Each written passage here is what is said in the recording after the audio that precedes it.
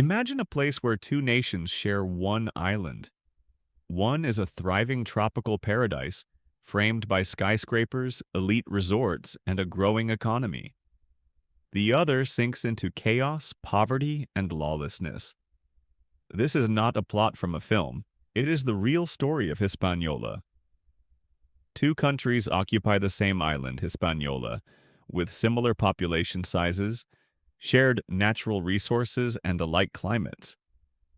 Yet how did two peoples living side by side come to inhabit such different worlds? The Dominican Republic stands today as one of the world's most visited destinations, its economy many times larger than Haiti's.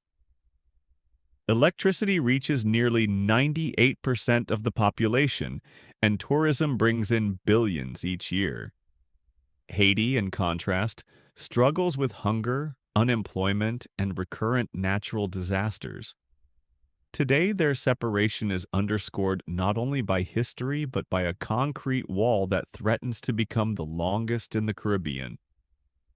Why is Haiti the symbol of collapse, while the Dominican Republic signals prosperity? The answer lies in a tangled weave of history, geography, and human choices. To understand why the two fates diverged, we must go back centuries. In 1697, Hispaniola was divided between France and Spain. The eastern two-thirds became a Spanish colony, while the western one-third fell under French rule.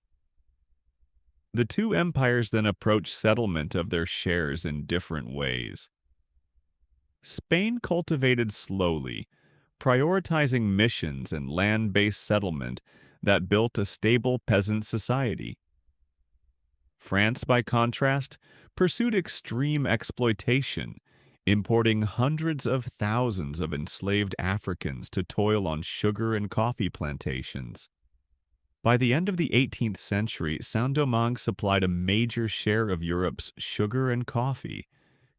Yet this wealth rested on a population enslaved, far outnumbering its rulers by 16 to 1. Revolution became inevitable. In 1791, enslaved people rose up, and after 13 years of brutal war, Haiti emerged as the first independent nation in the Americas to abolish slavery. Freedom, however, carried a heavy price. France demanded compensation for the loss of property, effectively for the liberation of the people. Those payments drained Haiti and hindered its development. The Dominican Republic, by contrast, avoided such debt, though it faced periods of instability. Its initial conditions were less ruinous. Geography and natural endowments amplified these divergent paths.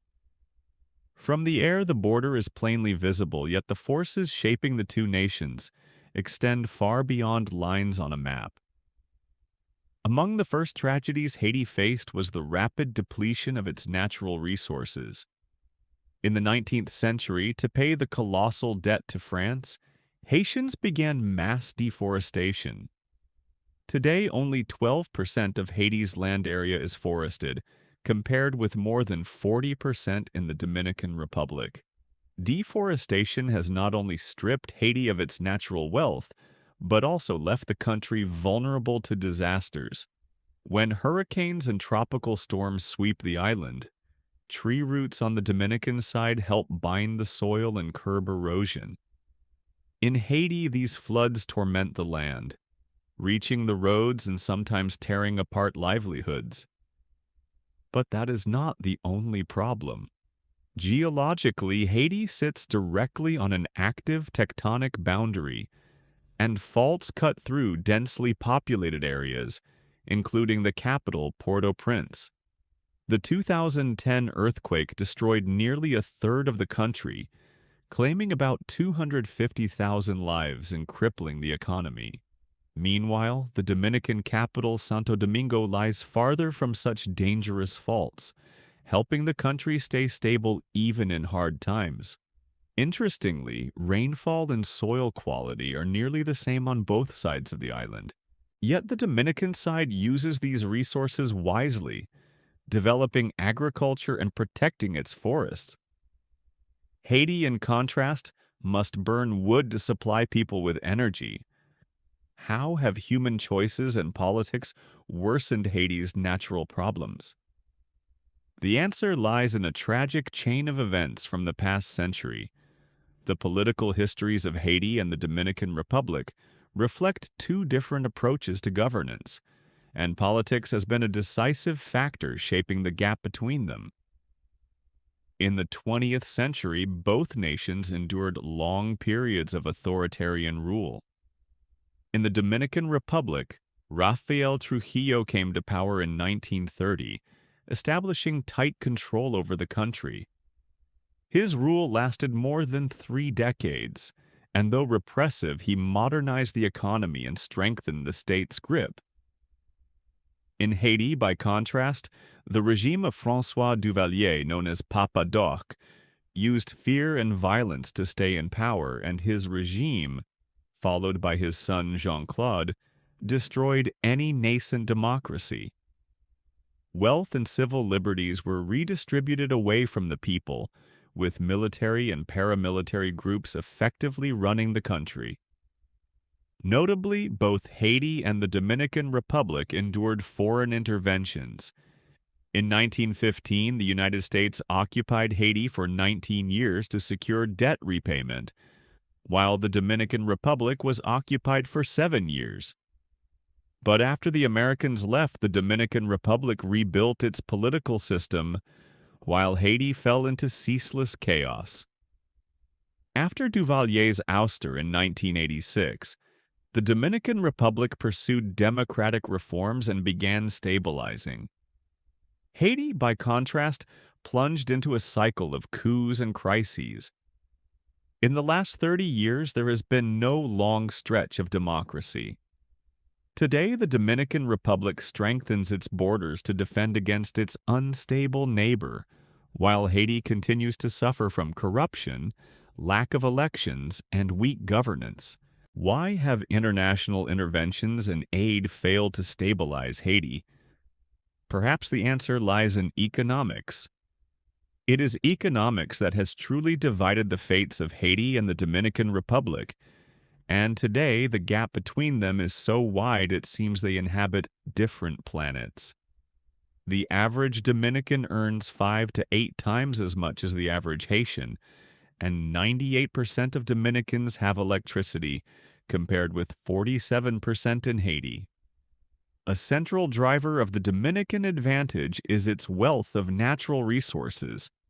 The Pueblo Viejo gold mine, the largest in Latin America, sits in the Dominican Republic and accounts for around 2% of its GDP. That mine provides not only revenue but sizable tax receipts that fund infrastructure, health, and education. In Haiti, despite a long mining heritage, there are no significant mineral developments, a shortfall linked to political instability, corruption, and lack of investment.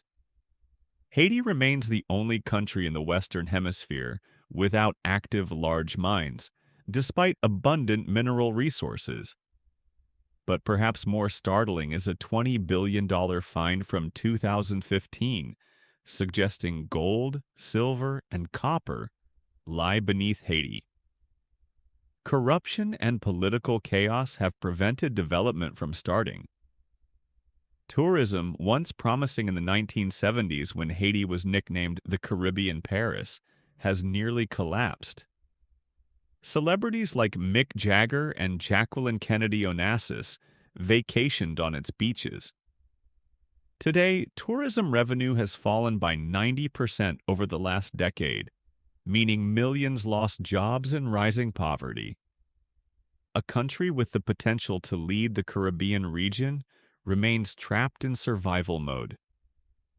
How can this economic nightmare be corrected? Tourism again stands out as a critical fault line. The Dominican Republic welcomes more than 8 million visitors each year, generating billions in revenue, while Haiti's tourism sector is almost destroyed by instability and violence. In 2021, Haiti hosted only 148,000 visitors, yielding a tourism income of $80 million. Foreign funding plays a role too. The Dominican Republic attracts investments that strengthen its economy, whereas Haiti relies mainly on humanitarian aid. Aid sustains lives but does not spur development. Haiti also struggles to offer a business-friendly environment. Corruption, weak infrastructure, and high crime deter investors. By contrast, the Dominican Republic has become a stable partner for major international corporations. So why does Haiti remain trapped in a cycle of aid dependency? Today, Haiti teeters on the edge of a total state collapse. About 90% of Port-au-Prince's territory is under the control of armed gangs. These groups have effectively blocked access to airports, ports, and other strategic points. According to United Nations data, in 2023, more than 3,000 people were killed by gangs, a violence level rivaling the world's most devastating conflicts. Meanwhile, the Dominican Republic continues to thrive as new hotels, roads, and investment projects transform it into a leading Caribbean economy. Against this backdrop, the Dominican Republic is increasingly pulling away from its neighbor. In February 2023, the Dominican Republic began constructing a colossal border wall with Haiti, a development that could become a symbol of a final break between two worlds. A 4-meter-high structure with motion sensors, cameras, and watchtowers is designed to curb illegal migration and bolster security. More than 100,000 Haitians have left the country in the last 2 years. Many head towards South America on foot to reach the United States, while others risk their lives in makeshift boats. Haiti has become one of the leading refugee sources encountered by the United States Border Patrol. In an effort to stabilize the situation, the international community approved another mission in 2023. Kenya took on the role of lead country, dispatching more than 1,000 police officers to restore order. Yet many doubt this intervention will succeed. Haiti's history is marked by failed interventions. Will this attempt change the course of events, or will Haiti remain trapped in a cycle of instability? Can this country ever attain economic and political sovereignty, or will Haiti's tragedy continue? The story of Haiti and the Dominican Republic is more than a tale of geographic or historical differences. It offers a lesson about how decisions made decades or centuries ago can shape the future of entire peoples. On the one hand, the Dominican Republic has shown that even a resource-limited country can prosper if it invests in stability, education, and infrastructure. On the other hand, Haiti has become a victim of global injustices, internal conflicts, and natural disasters. But is the situation so simple? Can Haiti blame external forces alone, or have internal missteps and corruption played a not insignificant role? The international community has long intervened in Haiti, from colonial debts to modern interventions, and none of these efforts led to real restoration. On the contrary, they sometimes worsen the problems. But what does it mean for Haiti's future? Will the country find a path to renewal, or will this rift become permanent?